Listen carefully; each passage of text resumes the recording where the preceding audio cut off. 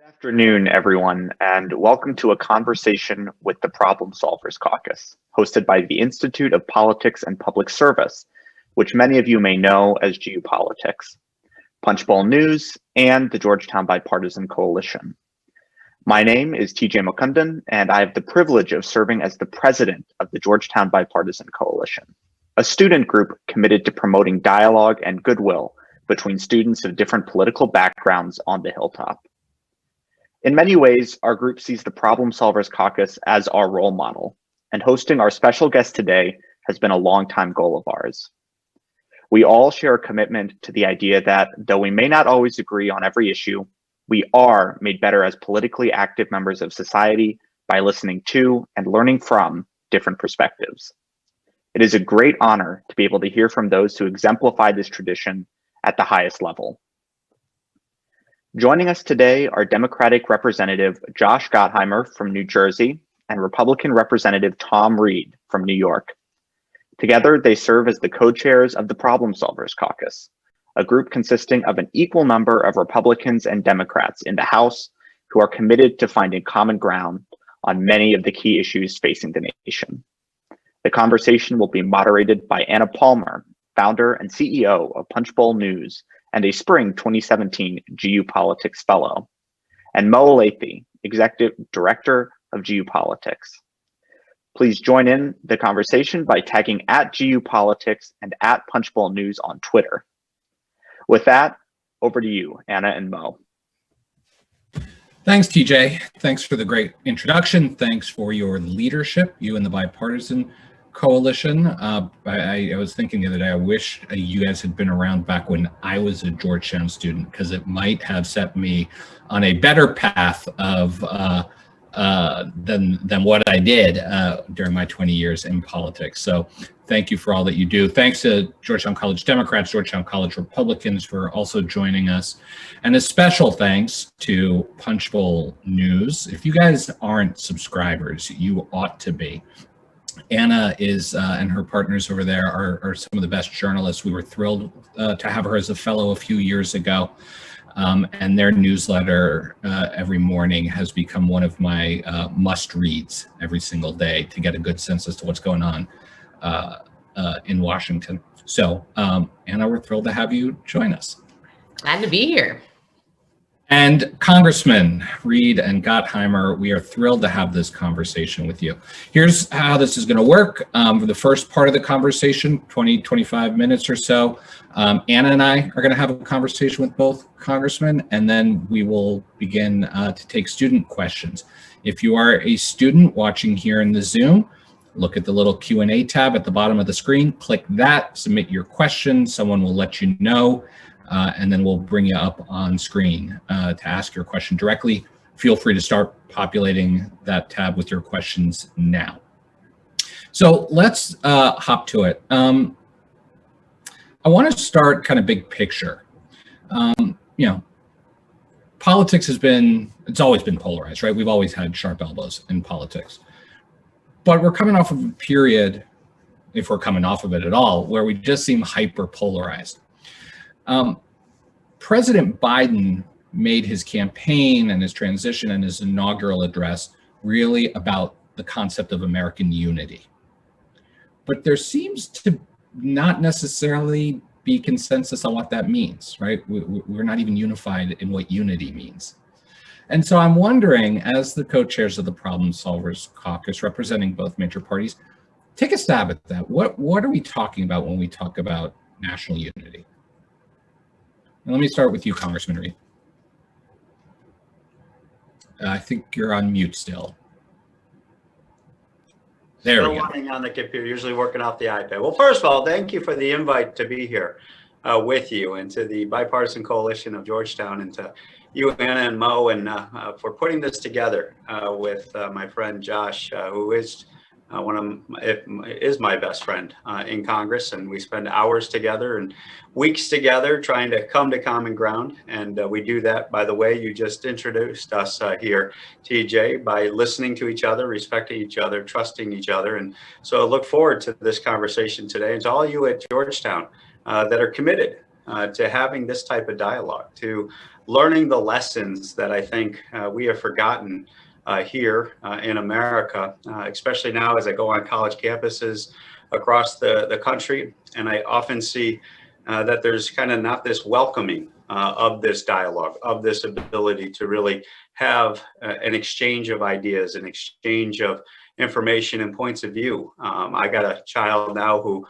is in his third year of college, a daughter who just recently graduated from college, and I can tell you, they have often come to me and shared with me the pressure they felt to speak up, to engage in dialogue. And that's just them speaking honestly to me about what their experiences was. And that's something we have to fight.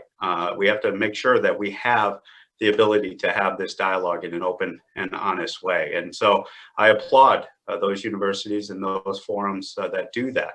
And it goes to your question, Mo, what is unity right now in America? And I think there's a couple points of view that I bring to this, that I say unity isn't something that we don't do in Problem Solvers Caucus.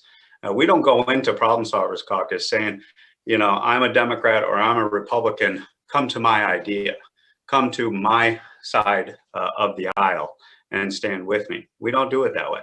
What we do is we go into the forum with the idea that I'm a proud Republican. I'm not bashful of my ideology. I'm not bashful of my philosophy. I'm not bashful of me having the Republican brand when I cast my vote on the floor of the House. I'm not afraid of that. Josh is a proud Democrat. He is a proud member of the Democratic Party. And what we do, however, is we stay in the room as proud Republicans and proud Democrats, and we challenge each other. We listen to each other. We trust each other that we can have the dialogue. And then what we end up having is a dialogue where sometimes we do scream at each other. Sometimes we get into passionate disagreements. Josh and I have had our wives that come in and go, what are you guys talking about? Why are you guys arguing or raising your voices with each other? But at the end of the day, I know his heart is good. He knows my heart is good. And what we're trying to do is find where we can find that common ground, that common soil that allows us to find the 80% position of commonality that we share as Americans. And that's what I think is unity. That's what I think is what the country is yearning for, is for leaders to lead folks on both sides of their aisle and say, it's okay. It's okay to disagree. As I was sharing with Anna and Mo before I came into this forum, I have 11 older brothers and sisters who was raised by a single mom when my father passed when I was 2. Our household didn't work because we all got along magically. We disagreed and we fought like cats and dogs. But mom always said, you know, you kids figure it out and make it work. That's the same type of thing we do in Problem Solvers Caucus. And I think that's where the country is at right now, demanding, hey, you know what? We got a lot of problems. COVID-19 is a crisis. And what we need to do is figure it out by working together.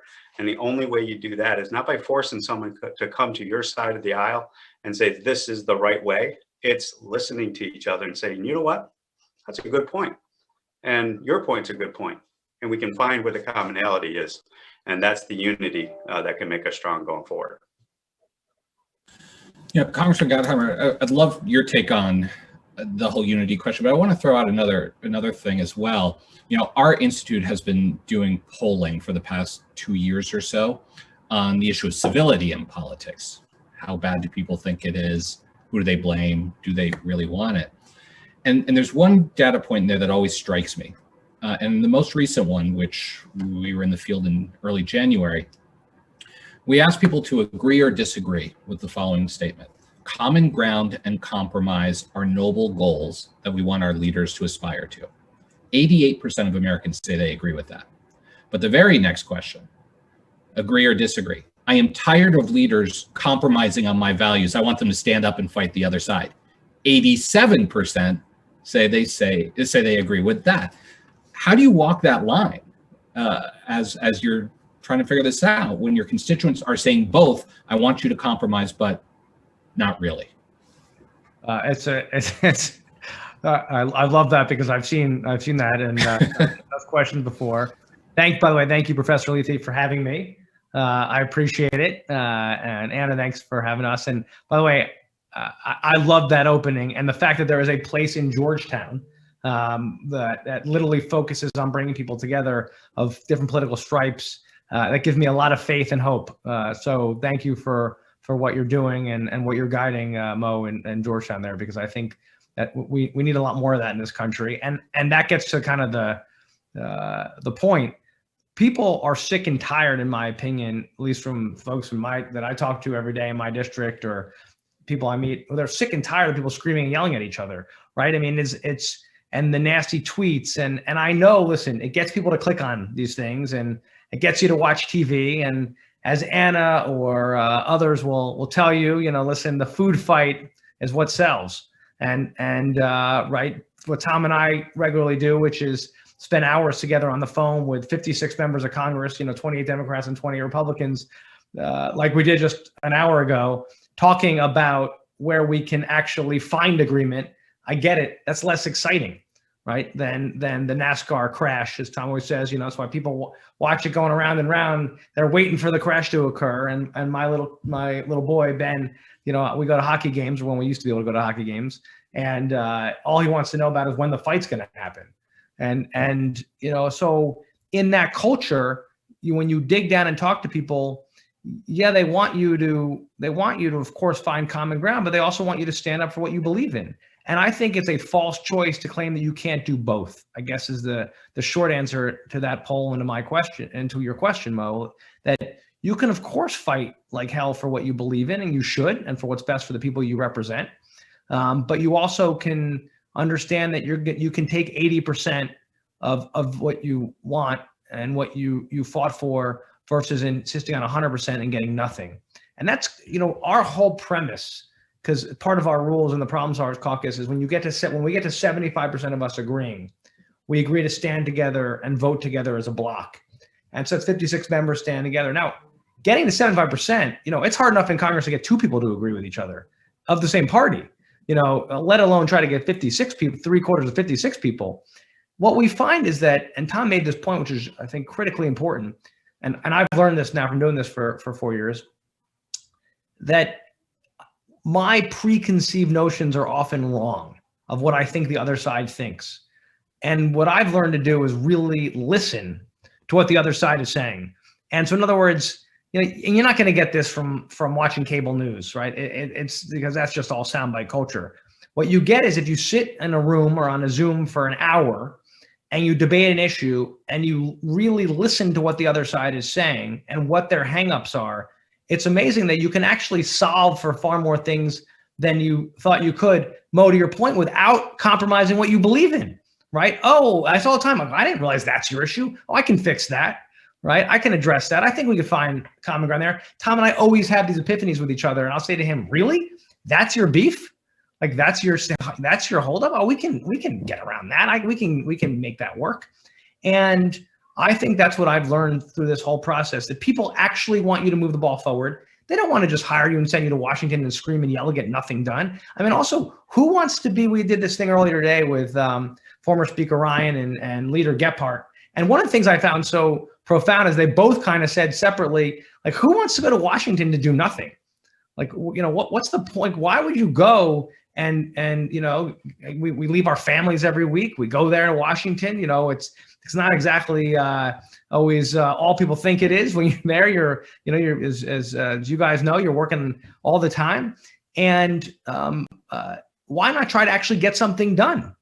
And so what I've learned through this process, and I think Tom has too, and I couldn't ask for a better partner than Tom Reed. I mean, yeah, we disagree probably on three. If we actually policy set them next to each other, we probably disagree on a lot more stuff than we agree on. But what we always are able to do is find the places and look for those places where we can agree, and we talk to each other with civility. Mo, like we're civil. The discourse is civil. When we talk to each other, it's constructive. No one's nasty. Even when we disagree, we try to really do it in a respectful way and not gotcha stuff with each other. And if people could get a view of our meetings, like late at night, often when we meet for hours on end and debate things and put up whiteboards and do this stuff, I think you'd have a heck of a lot more faith in the system. and a lot more hope that now that we're, as President Biden said, trying to unite and repair the breach, because we've got a lot of breaches to repair right now, that we can get past it and move forward. Just a reminder to the students, you can submit your questions at the Q&A tab at any point during the program. Feel free to start now. Let me toss it over to Anna to ask a couple of questions before we turn it over to students. Thanks, Mo. Hey guys, I appreciate it. And just for the students, if you don't subscribe to Punchbowl News, I have to get at least one full plug in. You can subscribe at punchbowl.news. It's free in the morning, and we kind of set the table for what's happening and what Washington insiders are thinking about.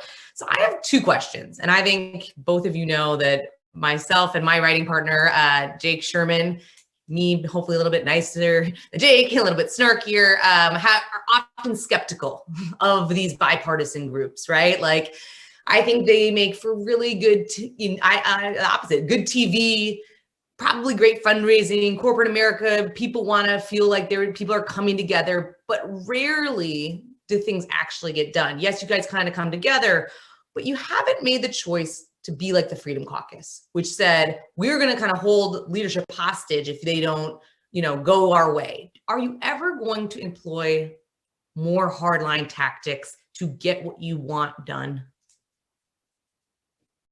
Rita, you going first on that one? Go ahead. I could go first. I think we got to help cure Anna's amnesia about December, but you should do that first. Yeah, I will definitely go forward with the first. Look what we did in the $900 billion that we've delivered in the COVID relief package and how we got that done in regards to pushing that forward. We made it essentially politically unsustainable for our leadership not to get something done, and we pushed them from a positive direction to say that we couldn't stay in that position of doing nothing any longer. And I will tell you, one of the things I learned early in my career, I've been in Congress now going 10 years, 11 years now. When you get the power of the people behind you, it is amazing how much you can move the leadership your way. And as we're seeing more and more, and you're seeing the leadership and you see the political campaigns, our language of problem solving, our language of where the American people are coming and saying, look, enough is enough. We're sick and tired of the screaming and the yelling and the 5-second sound bites on cable TV. They want something done. So you're starting to see leadership be in a position that has to respond to our position of getting something done. But to your point about hardball tactics, we have fought this for quite some time, Anna. It's easy to blow the place up. I came through the evolution of the Tea Party, came in with Tea Party support, still have Tea Party support as we go forward, just as an aside. And we've talked about, do you want to become the caucus of no? Freedom Caucus, got to give them credit. They were very, very effective at influencing the body by being a block of no votes, but they could never deliver the yes votes. And we had Speaker Ryan on today. Paul came in and talked to us, and he underappreciated us back in his speakership. But now he does appreciate what we have put together here, because what we're delivering is we can be in a block of playing hardball, if you would, but we can deliver the votes from the other side, because DC is all about 218 votes and 60 votes in the Senate.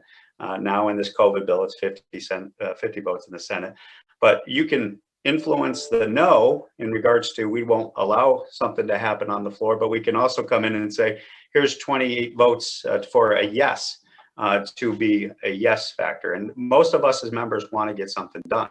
So as we come in with we don't want to go down this path, we also now have a block of votes that could come in and say, we want to be a yes.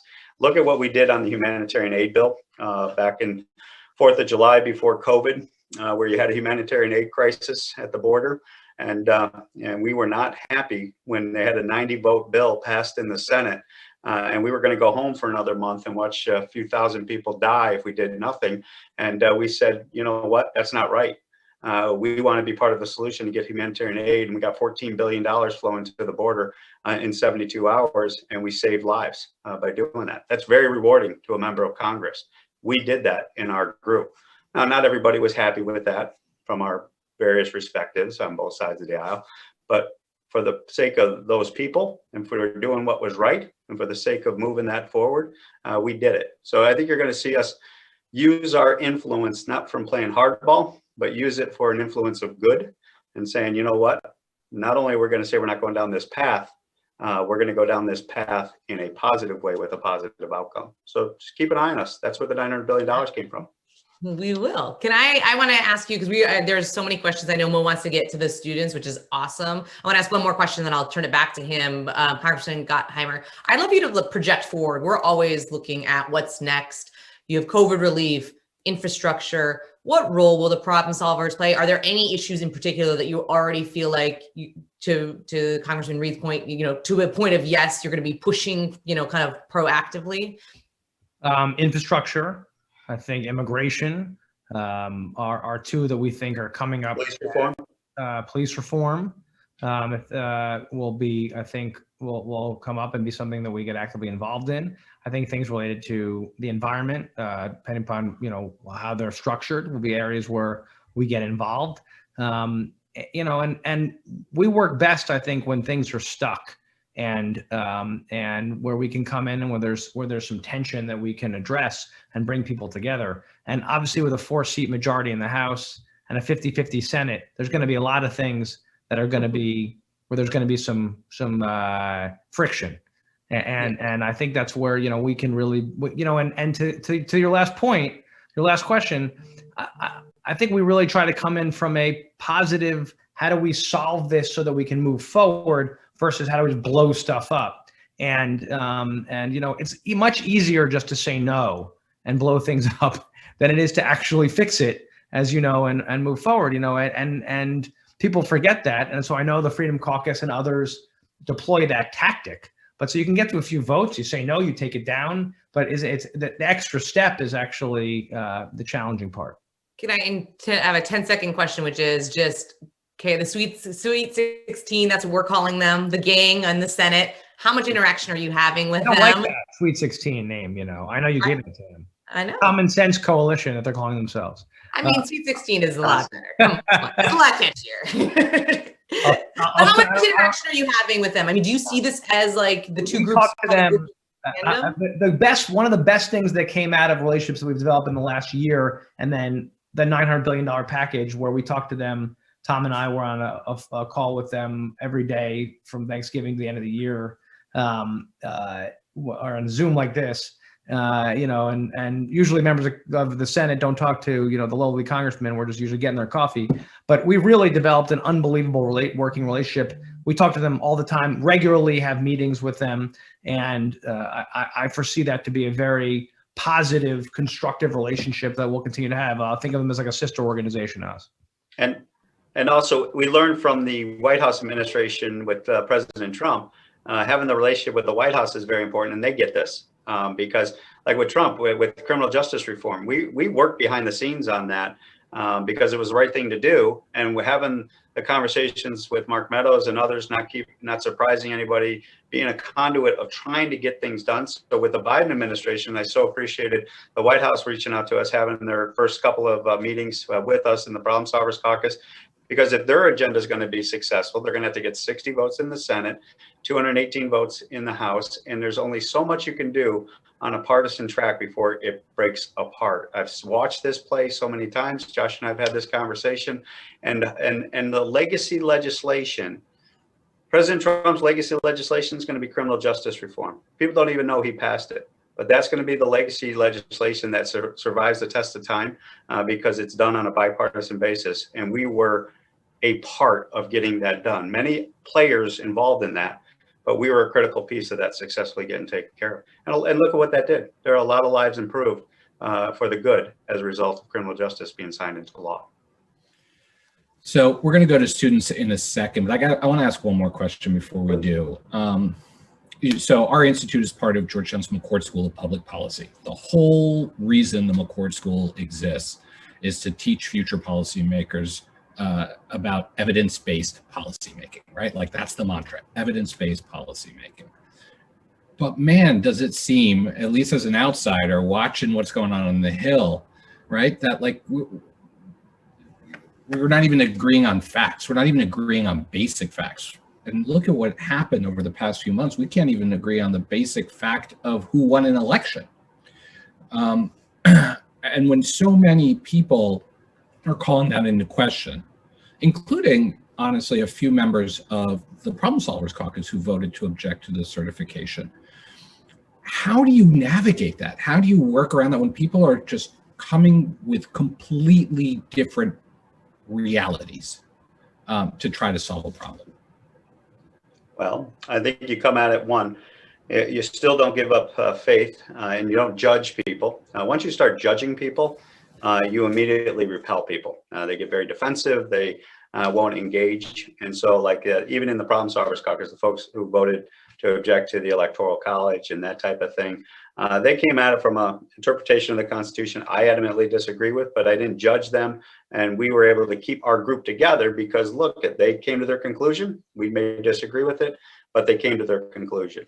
And then others, for whatever reason, they came to that conclusion across the country. And trust me, as I said, I still have Tea Party support with folks in our district. I have gone through the process of sitting down with them, taking the time to go through and why their conclusion was based on misinformation they got, or things that they were not privy to, they didn't have access to, or that they just didn't take the time to do that extra work. They just got to a conclusion and they just solidified their position. Doesn't mean I'm ever going to convince them otherwise. They've got to that conclusion, they've gone from there. But I continue to engage with them because I don't give up hope that going forward, we're going to have to engage with them in the future and say, okay, this is your conclusion here. President Biden is now our president. We can continue to fight that fight. That's where, if they want to spend their time, that's where they're going to spend their time. My hope is we move forward. And if they're good-hearted people, they're goodwill folks, they start looking at the information, they start looking at the evidence, and not only do they close that out or they move past it, the next time they get confronted with this maybe misinformation or other issues, they have the self-awareness to say, you know what, I'm going to trust but verify. The old Ronald Reagan. We need more of that in our society. We need more of that trust but verify, because right now we got too much of it. It's too much. If it's on the internet, it's true type of thing. And people, you know, it's just tough to do the hard work of getting the information, getting a solid underpinning, and engaging in a respectful dialogue where you can question each other and not judge each other. I also judge each other. Tom, if it's okay. Yeah. One thing, I would just say that it's, you know, believe me, I was not exactly pleased with some of my colleagues, and you know, I'm trying to be un-Jersey here, and how I feel, and you know, you have you're gonna get angry, and you know, and I believe, you know, I was, you know, I was in the chamber on the 6th, and you know, with a gas mask and on the ground, with an angry mob banging on the door and shots fired.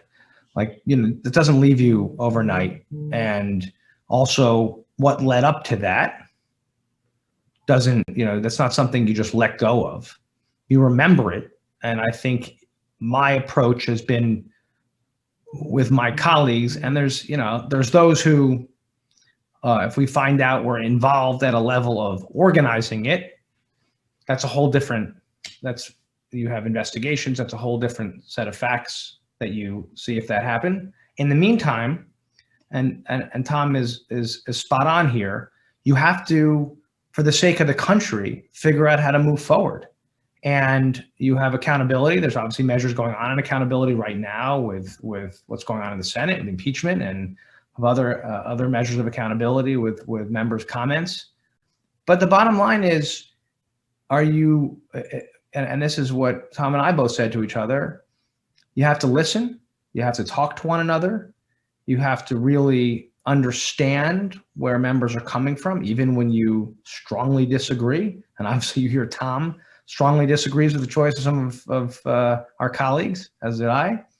And then you decide, well, are they committed, and this is particularly in the problem solvers for our members, are they committed to recognizing, obviously, we have a new administration, but to working with the new administration and working with one another and all the branches of government to make progress for the country and to put country first. And that's really, because I know a lot of my colleagues are saying, well, I'm just not going to work with anyone else again. And we have a lot of work to do for the country. So I don't know, that would, to me, would be an irresponsible to pack up and walk away. As much as sometimes I want to, because of how pissed you get, right? But the responsibility for the job you sign up for is to stay at the table and to keep moving forward. And I think it's not easy. If you're a human being, it's not easy sometimes to do that. But I really think, and that's something that you learn in life. You learn, I worked in the private sector, you learn that in business, you learn that in your personal life, right? Sometimes you just like, you have to talk it out, try to figure out try to understand where the other person is coming from as best you can. And then hopefully there's accountability, and then you try your best to move forward. And I think, at least that's me, that's personally how I'm trying to approach this. And you look at historically people like Lincoln at the end of the Civil War, with the 14th Amendment and the decision to say people take 10%, take an oath, they're going to come back to the Union. If you look at what he said at the time, what was more important was the sake of the Union than punishing others, right? For the sake of the country. And I think we're at a moment where, and this is, again, I'm still working through this, but for the sake of the country, we've got to figure out a way. We have so much work to do to come together. So. All right, thank you for that. While I believe Anna is one of the best interviewers in the business, now we're going to get to the really good questions from the students. When I call on you, introduce yourself, who you are, what your Georgetown affiliation, and where you're zooming in from, then dive into their questions. So our first question comes from Dominic. Hello, my name is Dominic. I'm an SFS student, class 2024. I'm from the great old state of Ohio, as we all know, the greatest state in America, except for all the other states, Ohio. I'm from Cleveland. I like a lot of people, was kind of embarrassed by the January 6th attack. And I genuinely had a moment of concern about this country. I looked at it and I saw the attack, and I was like wondering, how do we prevent this from ever happening again? Because in one moment, 200 years of history in a lot of ways was undone. We had this tradition of peaceful transfer of power. I mean, America has had a lot of problems. No one's going to deny that. We haven't done the most. There's some things that obviously we're not proud of in this country, but the one thing about going with it, and I worry about it not just for this country, but around the world. This week Myanmar had a coup d'etat, and Myanmar, not a perfect country by any means, but they making some progress towards democracy, but this undermining of confidence in elections and in the government and the rule of law has really changed things in Myanmar. And I worry, how does the U.S. maintain its role as the model for the world when we can't even figure out our own things? We can't even figure out how to hold ourselves accountable.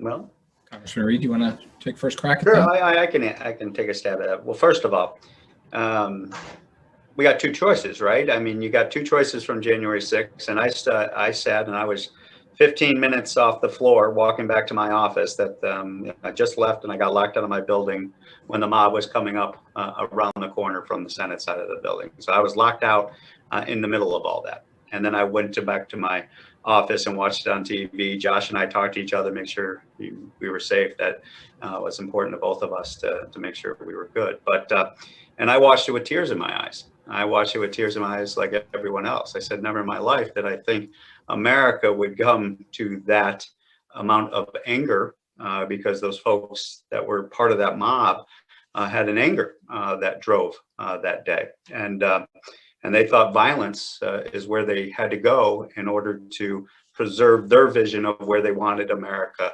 that what they were fighting for, if you would. I'm not rationalizing it. I'm not accepting it. It was completely offensive to me, but I was very saddened. And then you had two choices to face, in my opinion, when I looked at that, was do you give up or do you re-engage? And I will tell you, what I chose was to re-engage. That's why that night I was so proud to be part of the voices in Congress to say, they wanted us to go off site. They wanted us to go to our secret locations to complete the conduct of democracy and do the transition of power that evening, not go to the Senate chamber, not go to the House chamber to do the votes. They wanted us to go to the secure locations and do it. And we all kind of went back and said, no, we need to go back to the chambers and do this. And then when I walked into the floor, I said, Josh, we have to do something together. And we did a speech together that flew across the country, and that was done on no moments planning. There was no planning to that. We didn't even know we were going to speak. We were scrambling as we walked in to get time, and I said, Josh, I think I got us 5 minutes. And he's like, well, when do we go? I go, we're going in about 2 speakers. We're like third in line. Let's I don't know what we're going to do, and we're handwriting like little notes to each other, even how to convene the thing. But anyway, and I made a commitment there was, you know what? Now's the time to send a message to the country of the message that, and I physically walked across the floor of the chamber from the Republican side to the Democrat side. Again, not to become a Democrat, but as a proud Republican, going to the Democratic side to stand with my friend in Congress as an American and say, the mob didn't win, democracy will survive, and we're going to continue to have our fights, and we're not going to resort to violence. We're going to inspire the country to continue the debate that our founding fathers and my father, whose blood is in Europe and Korea still, fought for to make sure that we were free. That's what we have to move forward from. And we got resounding support for that. Josh stood there with me. We were in tears, and we stood there to show that's what the beacon of hope to the world, not only to the country, to the whole world is that we survived this. And it also shows you how precious democracy is. Democracy is but one generation away from being lost, right? That's what our founders taught us. That's what each generation teaches us. That's why it's incumbent upon you. Don't yield to the pressure of the easy to say, you know what, I'm going to reject that other philosophy. I'm going to turn my back on that other philosophy, and I'm just going to judge it as something that I'm not going to accept. Understand where that other philosophy is coming from. Understand where that other voice is coming from. Try to listen to it. And that's why I applaud what you guys are doing here, because you're the next generation that has to make sure that this American experiment continues on going forward. So keep up on it. Don't give up on it. Don't just throw your hands up on it and say, it's my way or the highway. It's going to take all of us doing this together. Thanks for the question, Dominic.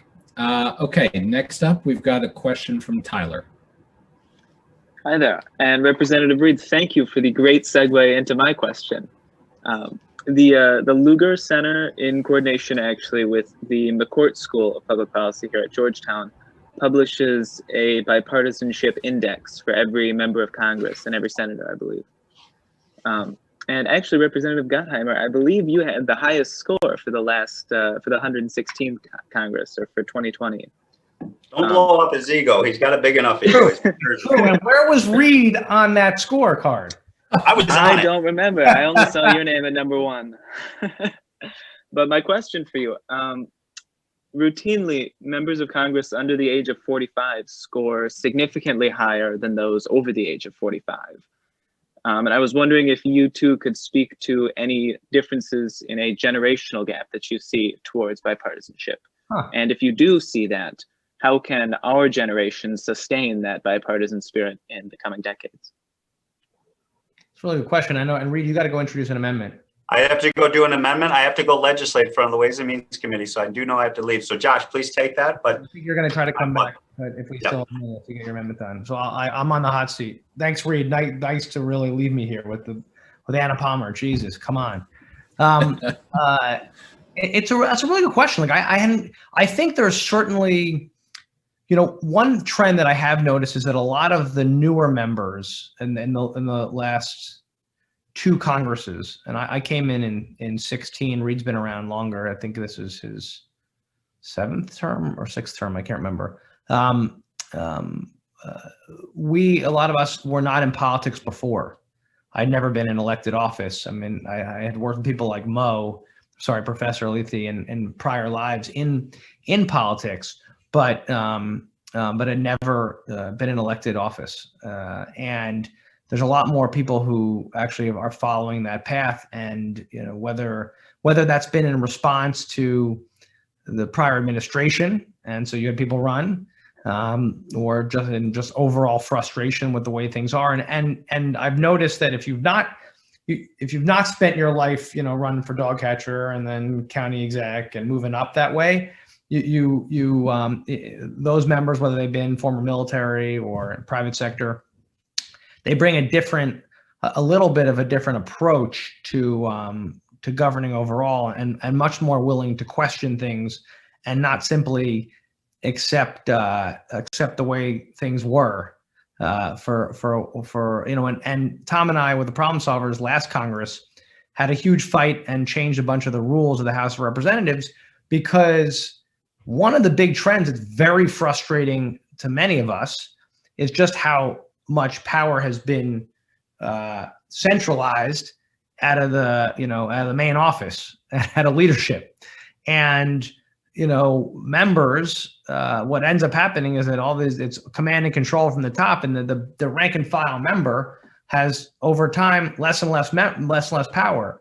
Committees, where used to do a lot of work, are now are more kind of being dictated by leadership, and a lot of the real work gets done behind the scenes, and committees don't have what we call regular order, a regular process on things. In fact, one of the frustrations right now with this current process of the legislation we're considering is just there's right now we're in committees, but there's not necessarily a lot of time for debate that's going on. So we have tried to change some of those. We've fought very hard to change things and say, well, members should have much more, rank and file members should have much more of a voice. And right now, I think you're going to see, Tyler, in this Congress, given how tight things are, that individual members, more rank and file members, will have much more of a voice, even if we don't have fancy offices. So, thanks for the question, Tyler. As the congressman mentioned, he and I did used to work together in previous lives. And Josh, I got to say, you calling me professor sounds it sounds like you got about as much respect calling me professor as I do calling you congressman. So, and it's all deserved. I figured I'd get it in, man. Yeah, no, appreciate that. Okay, let's go to next up, Graham. Hi there. My name's Graham Hillman. I am a freshman in the SFS, coming at you from Bethesda, Maryland, so pretty close to DC, as it were. My question is kind of, obviously we've had a lot of contentious political flashpoints in the past, several years that have resulted in a lot of, ruptures to unity in Congress at large. And my question is kind of, what have been some events and some incidents that have really inflamed tensions within the Problem Solvers Caucus, more than usual, and how have you been able to work to move past that? And I guess kind of a flip side I'll throw in there really quickly. What have been some surprising moments of unity that you've seen from people outside of the Problem Solvers Caucus, like maybe some people who you wouldn't usually consider to place a high premium on bipartisanship, some surprising moments from them? Well, I'll give you a surprising positive moment versus a negative moment on the caucus, if that's okay. So after there's it's Parkland's coming up, as you know, just next week, I think the 3 years, if that's right, I think that's next week on the 16th, if I have that correct. And, it was a very, for the country, it's called gut wrenching, as you, I'm sure, probably remember when that happened, Graham, right? I mean, it's one of those things you don't forget. And I remember exactly where I was when I learned about it. And maybe that's because I'm a parent. I just can't imagine, what these families have gone through. And I remember a couple of Democratic members called me right after, and we were actually not in Washington when it happened, and called me right after and said, "Do you think the caucus could get together and do something on school safety, on gun safety?" And that's an issue that's very difficult. That it's one of there's some issues that are just so ideologically embedded that it's really, you could spend 1,000 hours together in a room, and I don't care how many hours you spend together, you're not moving. It's really hard to move. And Tom and I had always thought things involving gun safety and in that realm were off limits in the sense that it'd be one of those issues. So a couple members called me, and I'll never forget, I called Tom up and I said, hey, Tom, I know that you're probably going to say it's not worth investing the hours in, but how would you feel if we tried to get together and see if we can get anywhere on gun safety? He said, it wasn't an immediate no. And he said, let me just call you back. And so he called some people, we each called different people on our side. He called me back about a half hour later and said, let's do it. We're in Washington, I think, starting tomorrow. Let's get together. And we all got into a room around 7 or 8 o'clock at night. And we spent about 4 or 5 hours together. And I'll never forget one member who's no longer a member. She said, she started the conversation by saying, the key to gun control. And you heard a gasp from some of the Republicans. They said, please don't call it gun control. And she said, well, I'm just talking about school safety. The things school safety. They said, okay, can you talk about this as school safety and gun safety? Because, these words all have a different impact on all of us. And one of the things I've learned through this process is, of the impact of how you talk about things. And we then spent hours and hours and hours together on these issues and ended up getting behind a whole slate of reforms. I mean, not everything that I wanted, but we got behind a whole slate of reforms involving school safety and gun safety, of which several things actually got into law in terms of resource funding for more school safety, for NICS coordination, which is coordination between different law enforcement, different levels, resources for school resource officers and other things that came largely, and we talked to Paul Ryan at the time, that came from what we came as a group, a bipartisan group, were able to do. And I never thought in a million years that we could get there, and we did. And we've been able to do that on a lot of issues. And I'll never forget this summer after the legislation we passed on police reform out of the House, which was stuck in the Senate. Karen Bass called, and it's been reported about. She was the head of the Congressional Black Caucus at the time.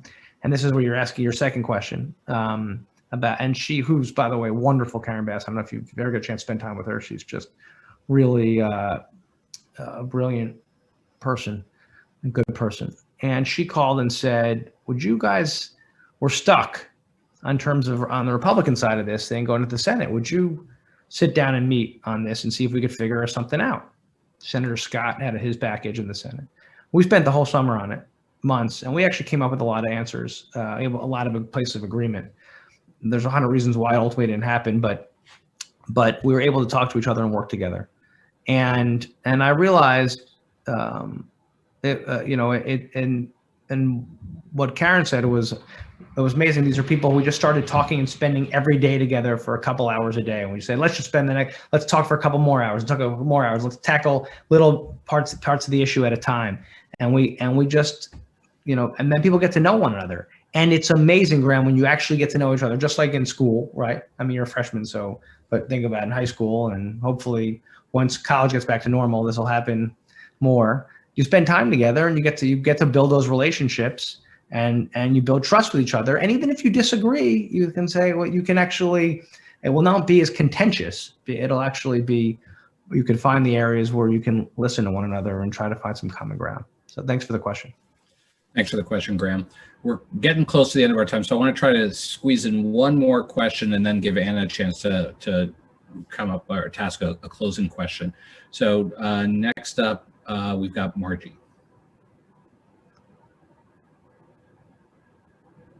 Hi, Margie. Hi there. Can you hear me? We got you. Okay. I'm a staff member. I work in Lowinger. And my question for you is a really simple one. Wouldn't the problem solvers be a more effective group if the table were bigger? If there were more people on the problem solvers?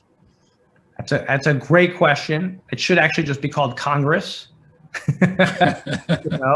And I mentioned earlier, if you heard, either Tom and I were talking about the commitment that you've got to make. You got to show up every week. We have meetings. You've got to agree never to campaign against anybody else in the caucus. Can't write a check against anyone's opponents. And when we get to 75% of us agreeing, we stand together and vote together. So as you might imagine, not everyone's willing to do that. And we want you to do it. We only want you to show up if you're serious. And you always have to have one Democrat and one Republican, Noah's Ark rule. So, and as a result, there's people who believe in this and those who just ideologically don't, and we really, really take it seriously with who's at the table. You really have to be committed to this, because if you're not, A, you can't get to 75%, but B, it's not going to make for a lot of productive conversation. You have to buy into this whole idea that we believe is essential to governing. So thank you. Thanks Okay, for the Anna. question, Margie. Okay, Anna, No, your last chance to draw blood. I like the empty Tom Reed chair. That's my favorite. By the way, I like what? And could you believe he just doesn't show up to things? Is this, do you think, a regular occurrence that he doesn't show up? So my question, though, I think is interesting, is because it's kind of building off of what you've been talking about in the last couple, right? Where you all trying to make an impact with leadership, centralized leadership. The speaker obviously controls so much power in the House compared to 20, 30 years ago. Do you think a member of, like yourself, of the Problem Solvers Caucus could ever be part of leadership? Yeah, that's a real stumper. I mean, because I assume most members have the ambition, right? You're a member to get things done, to be part of leadership, but it's somewhat. Well, I think some have an ambition to get things done, and sometimes that comports with being a member of leadership, and sometimes it doesn't. I don't know. It's a good question. I mean, none of our members have so far gone into leadership. I don't know if that's because we're doing this, so therefore it's not exactly, leadership's not rolling out the carpet. We are I'm always very open and honest, and so is Tom, with leadership. We don't believe in surprises, and that's not our style. And sometimes we get, Christmas presents and sometimes we don't. So depending upon the month. But I'd say that I don't see why we couldn't. And I think I wish we had some more people in leadership overall who were, and were believe fundamentally. And I think some I take that back. There are some members of leadership I know who I talk to who really, really believe in bipartisan governing. I mean, Steny, Hakeem, we talk regularly about this. I'm just thinking, like, I've talked to them a lot about the importance of bringing Democrats and Republicans together, and how key that is. That's a conversation we've had quite a bit. And so I think you definitely could espouse that. People who have those views, whether somebody from the caucus would go into leadership, is a really good question, but I don't see why not. All right, TBD. TBD. Josh Gottheimer making him play, maybe. Wait, I didn't say me. You said somebody in the caucus. I know. I heard that as an announcement. I don't know about you, Anna, but I definitely heard an announcement there. Breaking news. I mean, I think the problem is Anna's getting too much sleep these days. Exactly. She's good. Something I've never been accused of since taking these kind of jobs. Anyway, thank you so much. Mo, I'll turn it back to you. Thanks, Anna. Thanks, Congressman Gottheimer. Please pass our thanks on to Congressman Reed. It was nice of him to yield the remainder of his time to you. And thank you for what you're doing. I'm not as skeptical as Anna may be, but I appreciate the effort to work together, and the results that you're able to get from that. I want to thank I'm going to, by the way, just say, yeah, I've thought about your question more. Yes, I think that members of the Problem Solvers will be in leadership. And I think as soon as next Congress is my prediction. Heard it here first. There you go, Palmer. Thank you. A little news here, a little nugget. I appreciate that. I want to thank our campus partners, the Bipartisan Coalition, and both Georgetown College Dems and Georgetown College Republicans for helping us organize the event. I want to give a very special thanks to my good friend Anna Palmer, former GU Politics Fellow with Punchbowl News. Please check them out, sign up. get their morning newsletter. If you care at all about what's going on the Hill and in Washington, it provides such important context every morning before the rest of the news ecosystem corrupts your brain. You'll know what the real scoop is. So thank you, Anna, for being a part of this. Thank you. Thanks to all of you for spending part of your evening with us. Come back on Monday for our next event, Speaking for America, featuring two former School of Foreign Service faculty, Ned Price, who currently is the State Department spokesperson, and John Kirby, who is currently the Pentagon spokesperson, who are going to be talking a little bit about their jobs, speaking on behalf of the United States in the international affairs and national security space. And it will be moderated by Marie Harf, another former GU Politics fellow, former State Department official, and we're proud to be partnered with the School of Foreign Service on that event. So stay tuned for more details. Thank you all for being a part of this. Have a great night. Thank you so much.